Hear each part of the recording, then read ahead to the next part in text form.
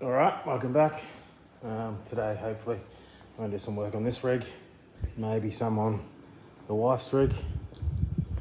Just want some pink brakes, but more importantly, I need to make the brakes work. Got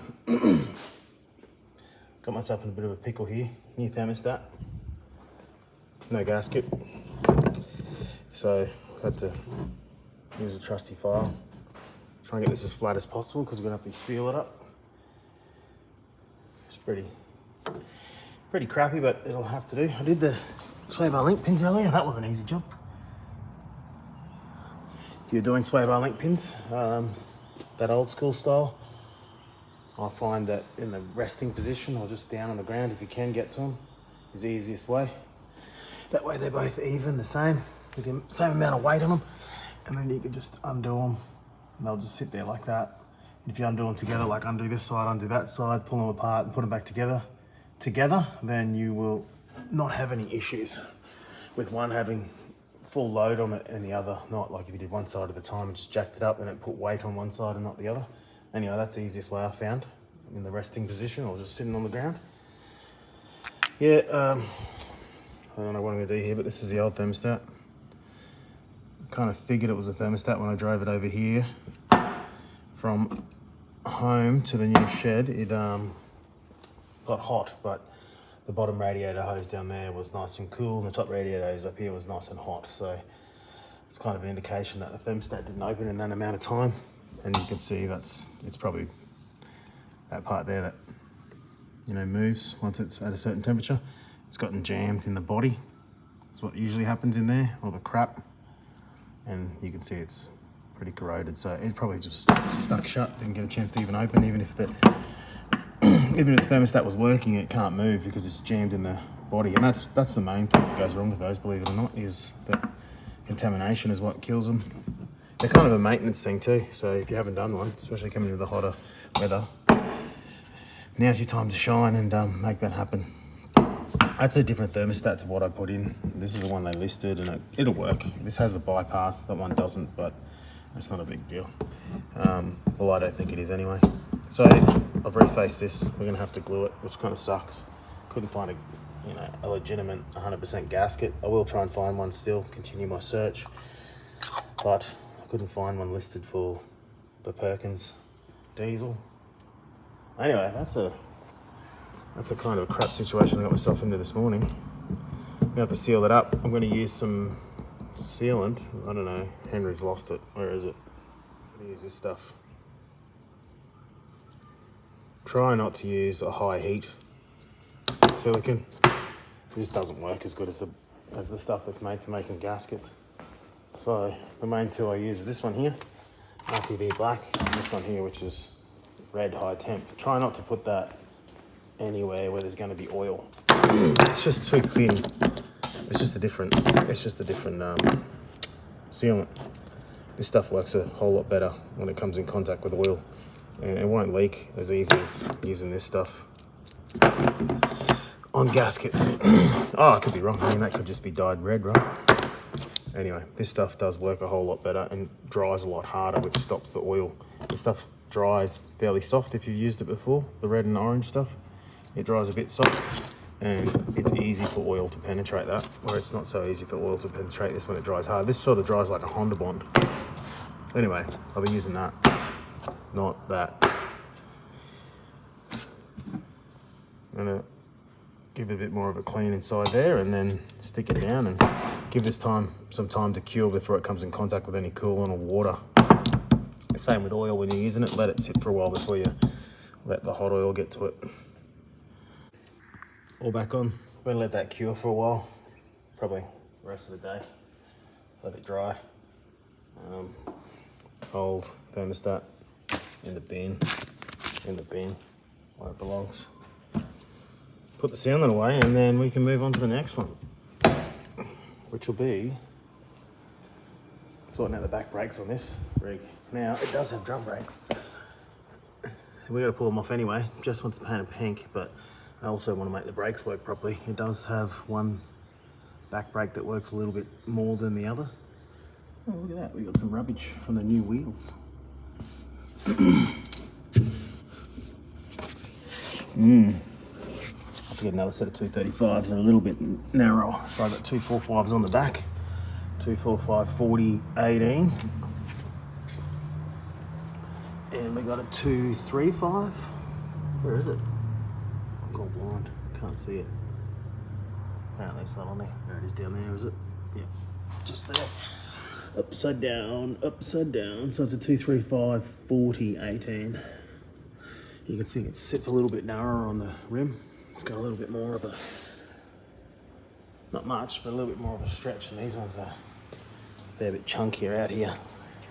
Probably can't see it too much on the camera, but it'd be obvious because they are different sizes. So yeah, it's a little bit wider. That's probably why it's rubbing that, and they're not the right wheels for the truck. But these are 7.5s. The truck had 5s on it. These are 18s, and the truck had 14s on it. So inevitable, really. That's not too bad. Might just need a hammer. Go check the other side. I've got, I don't know, maybe a little bit. Not as bad as the other side. So that might be rectified when we fix these leaf springs up, because if you go to YouTube and watch the video of us buying this truck, we drove it from Lismore and we almost took a tyre out because the leaf springs weren't packed properly after someone had done a lowering job, and they kind of fell apart. So we had to do a little bit of a roadside fix on that one. So I reckon once we sort that out, we probably wouldn't scrub as much. I'd say the leaf's a bit twisted sitting over to the side. Just went to grab the jack. Realised the jack is under here.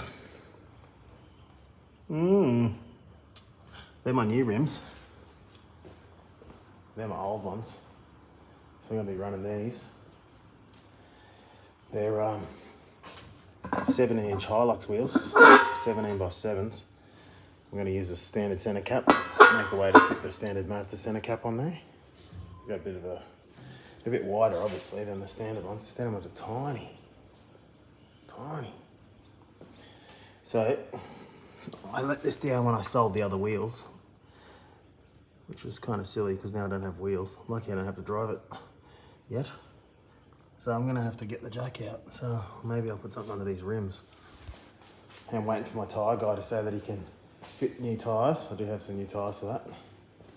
Well, I've got tyres lined up, hopefully they fit.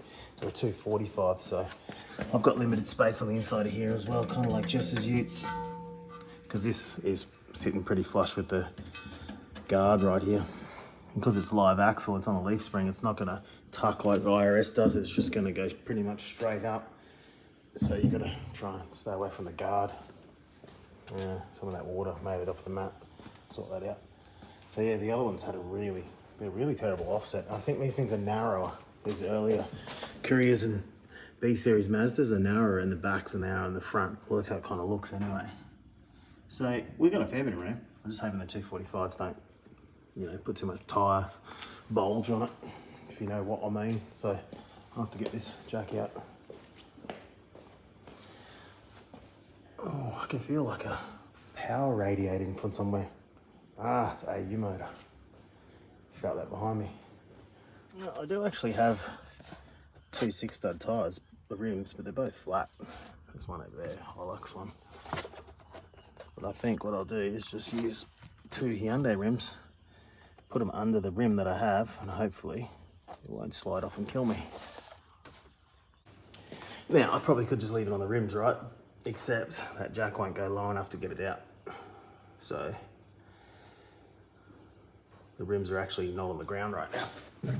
So, just look like it. Just look like they were touching the ground, but they're not. So this fella here is 2, he won't go down low enough to get out. So otherwise I'll just leave it on the rims because that'd be a lot safer and a lot easier. So my plan is jack it up, I'll put these fellas under, and Bob's your auntie.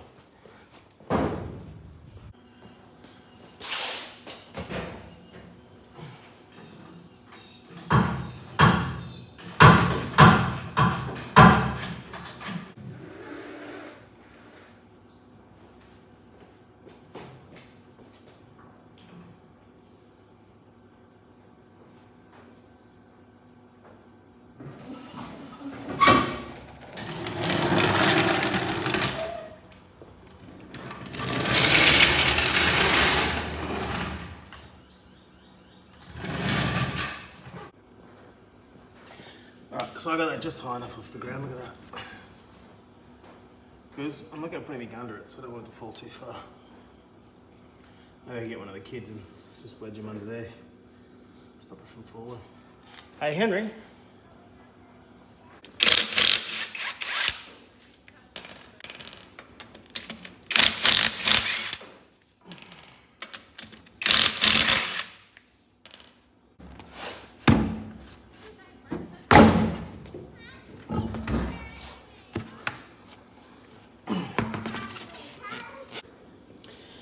Alright, so first problem you're going to come across when you're doing these drum brakes is usually, well, maybe it might be the handbrake, so make sure the handbrake's not on, because that's going to screw you.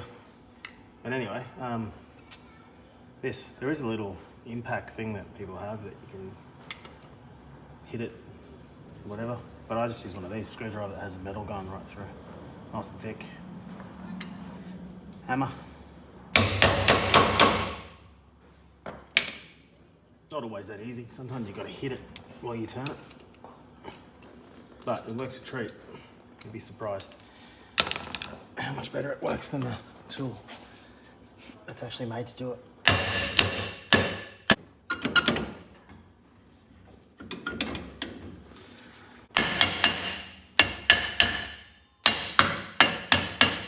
Anyway, you get to that point, probably got a little bit of a lip on there. Alright, so I think this thing's going to be stuck, so I'm going to get some lube in these. What these little thread bolts in here are for. Just putting something in there, like that. And going like this. Now, the reason I put the lube in there is because they're usually pretty rusty. So grab your Gulf Western multi-purpose spray. You can put 2 bolts in here. Honestly, I couldn't find 2 bolts. So here we are. Working it. And was to just get these drums off and have a look in there, check out the wheel cylinders, check out the state of the shoes, blah, blah, blah. But I think we're gonna have to get to the adjuster in the back, which is where you adjust the shoe up once the drum's on. I don't like to do that, I like to just do it with the drum itself, but maybe it's got too much adjustment. So what we'll do is, there's a lip there, but so maybe we can adjust it down so that it comes off the lip that's worn in the drum. All right, I don't have any chassis stands here, so I'm gonna get under the truck, so I'm gonna put this one under there, like that. So if it falls down, it'll scratch the rim. Not that it matters, because our tyre guy already did a decent job on that. So if it drops down, it might crash me. What are you doing? Trying to see what you're doing. I've got to get under and back off the shoes to see if I can get the drum off, because it might be caught on the lip maybe. Yeah, maybe on this as well, huh? Maybe that's the backing plate. It'll be caught on the inside of the drum. Yeah. Pretty common. Alright, so behind here somewhere is going to be the adjusters. Sometimes you'll have 2, one at the top and one at the bottom, like on the bus or a truck. Sometimes utes, but in there, hopefully you can even see it, it's going to be some really annoying little wheel or cog.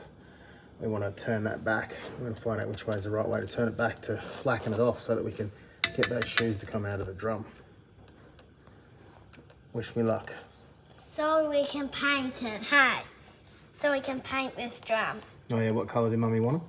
Pink. Yeah, that's right. We got to paint them pink, and we got to fix the brakes up too. Because remember when I slammed the brakes on that time? Yeah. They went sideways. Yeah. That's because one of the brakes is working better than the other. We got to fix that up. I reckon it probably was this one that was working, the other side that wasn't. Anyway, so that was pretty easy. Let's back it off enough for it to come out. I don't think it does have a lip, but it must have been adjusted up high enough that it was just enough to hold that on. We're lucky here because we've got new brake shoes, well, pretty new brake shoes. We didn't put them in, so someone else has for us. Doesn't look to be leaking anywhere. Wheel cylinders look good. Axle seal, not leaking. The person we bought the ute off. Yeah, where'd we buy it from? Do you remember? New South Wales. What part? Do you remember what the place was called? No. We went there on the bus, remember? Yeah. We drove the bus back and Mummy drove the ute back. Drove her ute back. And rats would have nibbled on it toes. That big black rat that was in there that travelled all the way back with us. Yeah, probably Probably nibbled on her toes. Anyway, we're here to check everything over and get the drums ready. So Henry's going to vacuum up this dust. Just the... No, yeah, don't rub in that stuff. That's the Gulf Western multi-purpose lubricant spray. All right, that's good enough. Get rid of that bit of dust there.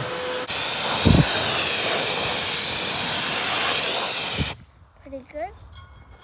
Henry's out here working on his, this is where he normally cuts rocks, but today he's using it to clean up his mum's drum brakes. It's got a couple of coats of paint on it already, so it should paint all right. But we're giving it a big coat of solvent, brake cleaner, carby cleaner. Wiped it down, and now he's just going to give it a bit of a scrub. Well, you can't watch this on any part of the world because of satellites. Oh, really? That's good to know.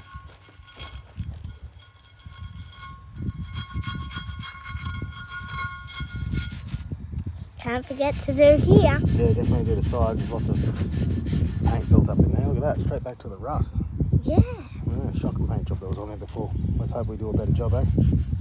This one does a better job on the side because it goes right back to the rust and just scrubs all that paint off. Right, well, you get stuck into that and I'll go shake some cans.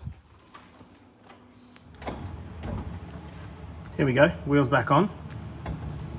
Just adjusting up the shoes. The way I like to do that is with the wheel on. It just makes it easy to feel the tension, the drag that you're putting on there. Any little bit of drag without the wheels on is going to feel like a lot when it's probably not enough.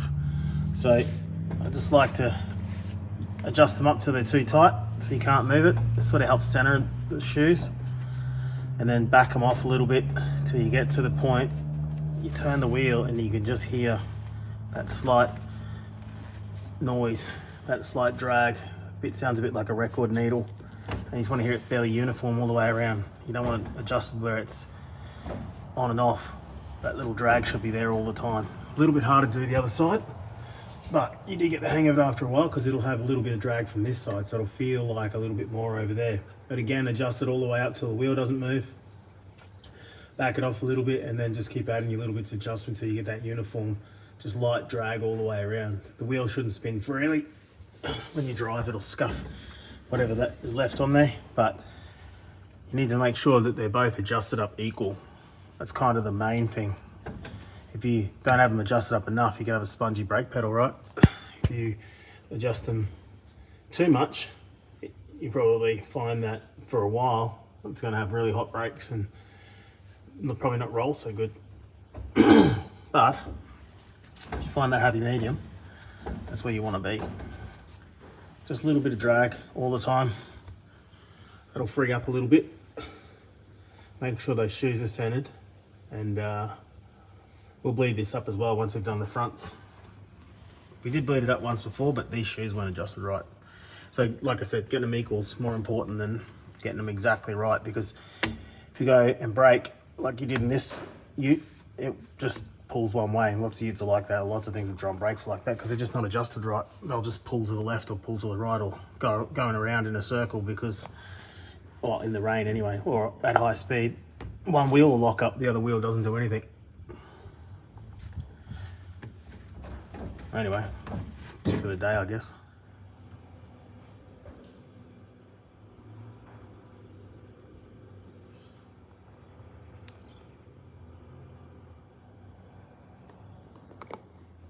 Well, what do we have here? It's not Christmas, but I did get a delivery of shocks. We got a shocking delivery, I guess you could say. I got some shocks for the bus, but I got those for the front of Jess's Courier. Let's find out if they fit, and I'll paint those front brakes while I'm at it. Okay, I'm out here looking at the shocks. I don't think these are going to be good enough when it's lowered. They might work now, a little bit low, but because believe it or not, this is a little bit low. But when we lower it a lot, we're going to have to look for different shocks, I think, and use these in the rear maybe, or somewhere else. because this shock, even though it's meant to be, this is hard to tell. It's not a very good example. It's already longer than the one that's in there. The suspension's hanging all the way down, so yeah, not good, not good. So I don't know what I'll do. Maybe I'll get shorter ones. Maybe I'll do a measurement, get some measurements off some eBay sellers and see if we can find something that'll bolt in there that'll be shorter. I mean, I swear the 720 shock I used to use was shorter than that. It just seems overly long, even for this. Maybe if it was lifted. Don't know. Anyway, I'm going to try and get this adjuster out. So what's happening is, I should call it a steering stop, I guess. It stops you from turning full lock. It's all damaged. There's the stopper, just there. There's the plate that it stops onto. Well, it's all dinted in and it's got a big groove on it. So it's turning full lock a little bit more than it should. And because of that, we've got the wheels, the bigger wheels touching the control arm just there. And rubbing a little bit here. Not so much on this side, but more on the other side it touches. I belted this side in with a hammer, but that's all because this bump stop, or steer stop, whatever you want to call it, bump stop's not really a bump stop, is it? It's meant to limit how much you can turn lock to lock, but because of that damage on the face here, it lets it move. I reckon probably the amount that's touching, it just barely touches, so anyway. I'm going to try and fix that. I think the way to do it, I've got the nut off, but there's no hex drive or anything in this grub screw. So I think the way to do it will be to clean the back and try and pull that out and see if I can adjust it back up and put the nut back on to lock it without damaging anything. That thread's already pretty shitty, so anyway, we'll see how we go.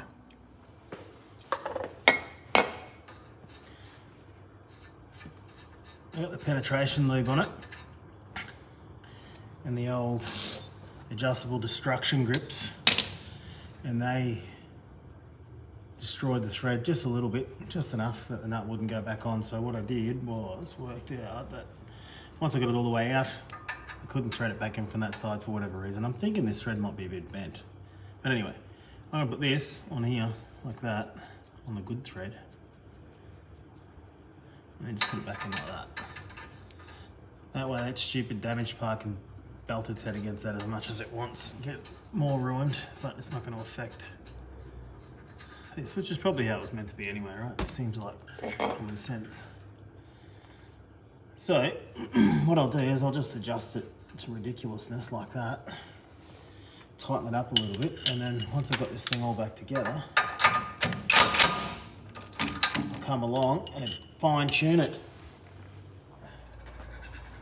Let's get some penetration lube on these nuts I should say.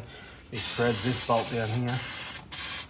We're going to need all the help we can because there's about, I don't know, I reckon these might be original. So I'm not real good at maths, as everybody knows, but I would say that they're probably not much younger than the truck. But we'll find out. And we take them out. I know they're not really working real good, but I don't know how bad they actually are. It's hard to tell with this torsion bar suspension. I mean, it's meant to be pretty good. Some people like it, but as Chrysler people will tell you, it's a pretty rough old game.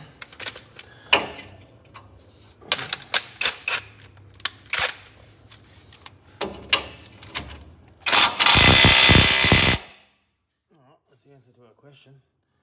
That's going to come out without a bit of a battle. Find out what the other side is. What have we got? What have we got? 17. Let's go get a 17mm spanner. We'll have a little battle.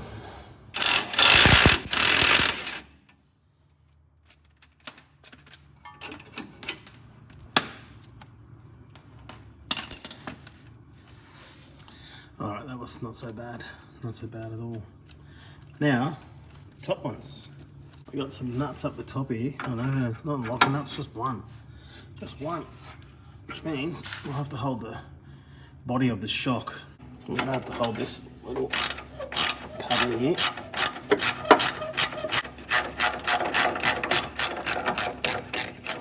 Frame to get the shocky out without having to drop a control arm or take this top control arm off. But, you know, I don't think so. But we can try. It's always worth a try. Especially if it's going to save you some stuffing around. There's a lot of oil up here. I don't know where that's come from. It'd be the motor, would it? No, definitely not. I think what we can do to get this out is push him back up the top. Compact him like that because he's dead. He doesn't even try and fight back. Look at that. That's our old one. It's fully compressed. This is our new one. This old one doesn't sound good at all. But here's the thing that I was worried about. And that is that shock is too tall. Damn it. Anyway. What am I going to do there? Now, I think I'll be able to use these in the back of the Mazda, my Mazda Ute, or in the back of this Courier when I lower it anyway. Make some mounts for it because the shocks are on a big angle opposite each other on the back of these. It takes up a lot of room, and it's really, when you lower them, the shocks are on a huge angle. They sit like that almost. They're already sitting on a big angle. So we'll probably make some mounts, but we might be able to use these. So I'll put them in the front for now, but I think they're going to be able to travel unless I do a modification to the top of the suspension. Mounting brackets to get more travel out of the shock, which, you know, it may be an option, right? Maybe an option. I'll show you what I'm talking about. So the shock mounts up here,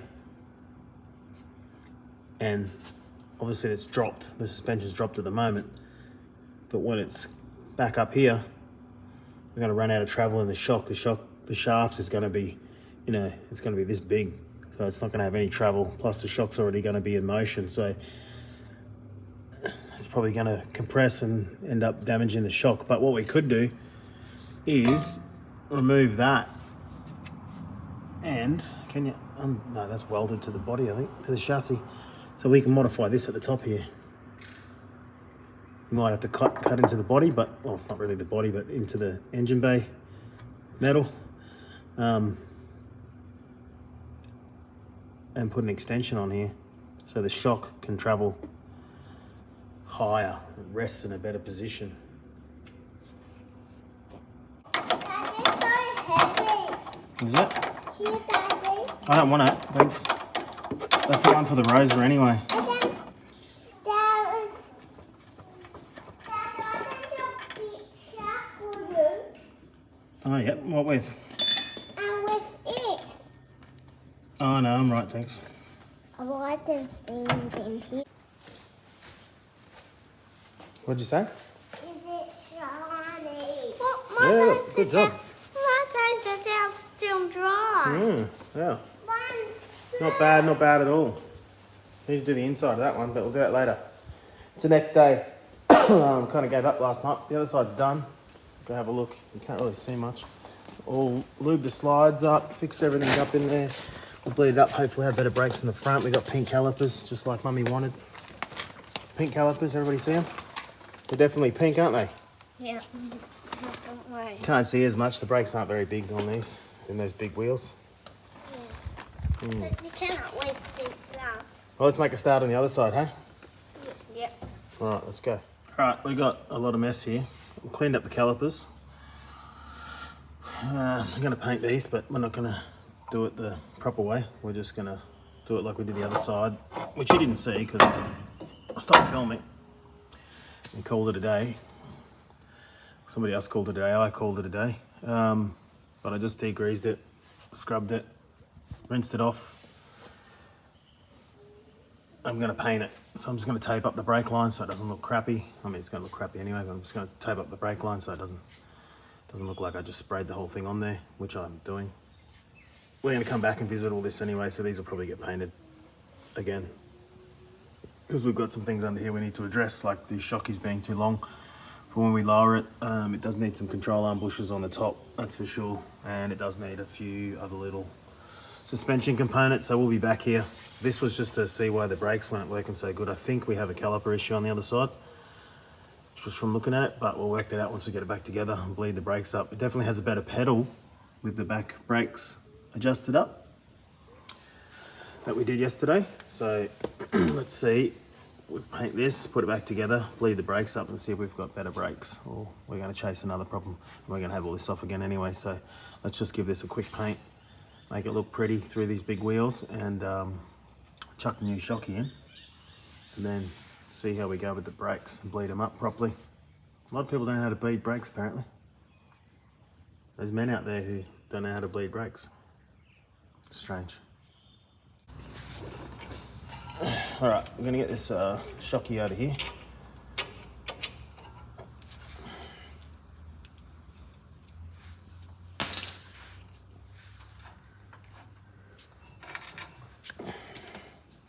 This side is a different shock. I don't know, it's a different nut on top. It looks a little different. Maybe it's not, maybe it's just less destroyed.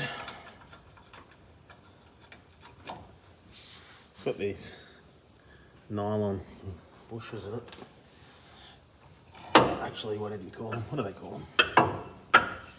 I don't know, I can't remember. But whatever that stuff is, same stuff. Pretty much like plastic. Don't know why I can't think of it. But you can see that's knackered, look. I'll go in the bin, get our new ones in. I did want to remove this bump stop, I didn't do it on the other side. Probably silly to just remove one bump stop. A bit stupid actually. No, I remember now why I didn't do the other side, because it was covered in rocks. This whole thing was full of bitumen. It's probably not gonna come out without a fight either. Let's have a look, and then we might have to go over the other side and get rid of the bump stop.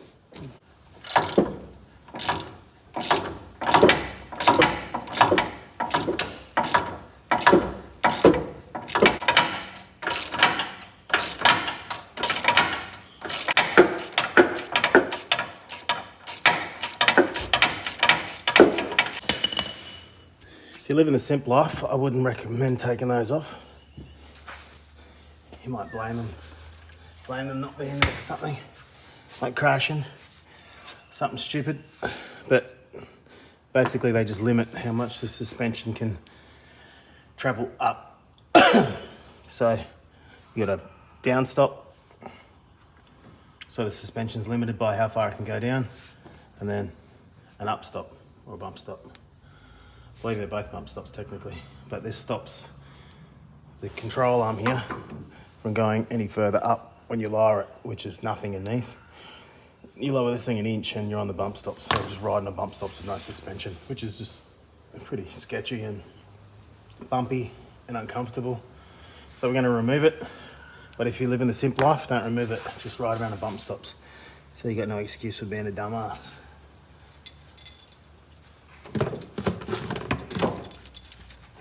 Heaps of rocks in there.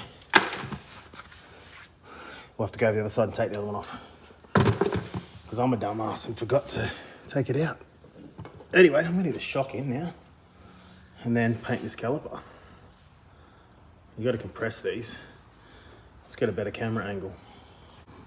All right, I'm gonna set the rubbers up on here the same as I did on the other side. Basically washer, bush, washer, bush, something like that. Stack those on there and then we'll put it in. Big bore shockies are pretty stiff, so you may need somebody to help you.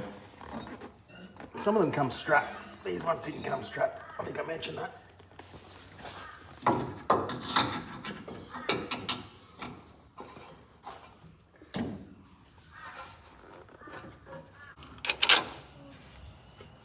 Now this sort of way, you can do it how you like it, I guess. I tried it a couple of different ways on the other side and this way worked out best. I don't know why putting a washer under there caused it to be on a real massive angle, but it just did. Not sure about just running just these soft rubbers because they sort of don't have anything to keep them in shape. So the washer kind of holds the rubber a little bit, if you know what I mean, but I can't do anything here. But we can do something at the top here so when the suspension does go all the way down, it doesn't pull that rubber down into the body.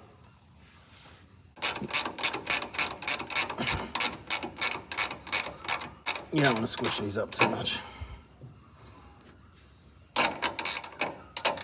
You don't want it to make a noise, but you don't want them to be squished up too much. This here is a lock nut. It's going to go on there. And turn it a little bit, like that. Grab your other spanner, like this. Ta-da! All right, so as I mentioned before, this is probably all going to change. I'm going to mask up this caliper and give it a little bit of a ricer paint job. Something you'd see on the front of a Commodore, you know, when they just paint the whole inside of the brakes and the outside of the brakes and half the rotor, kind of like that. Let's do that. All right, so we're going to be dodgy. Here we go. Bit of that ricer paint job here. We have given this thing a pretty hefty clean. We're going to paint the back first. And then what are we going to do, Henry? Paint the front. You're onto it. We're going to end up rebuilding these calipers, I think. So they'll have a coat of paint to start with anyway. We don't put too much on there. We want to. It's a bit cooler today, isn't it? So this is not going to dry as quick. All right, we're going to use a heat gun to get this party started.